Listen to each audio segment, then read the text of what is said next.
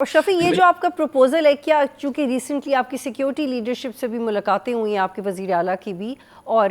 اب ایک بہت نرمی آئی ہے آپ کے موقف میں بھی سیکیورٹی کو لے کے، تو کیا ان سے بھی آپ نے اس حوالے سے بات کی کہ آپ چاہتے ہیں کہ آپ مذاکرات میں اپنا رول پلے کریں؟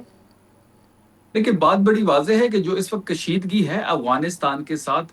تو اس کے جو ریئیکشن آئے گا تو خیبر پختونخوا جو ہے وہ فرنٹ لائن صوبہ ہے، تو خیبر پختونخوا میں اس کے ریئیکشن کے زیادہ چانسز، اور آپ نے دیکھا بھی ہوگا کہ حملے بھی فنڈز بھی آ چکے ہیں۔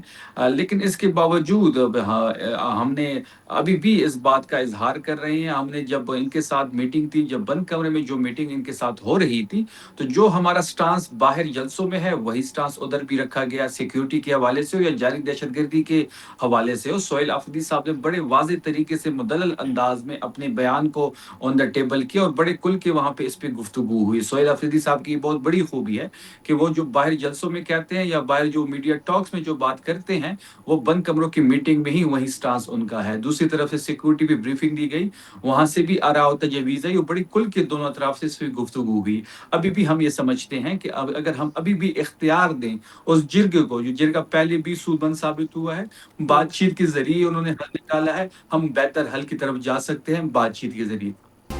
سبسکرائب کریں اور بیل دبائیں تاکہ کوئی خبر رہ نہ جائے۔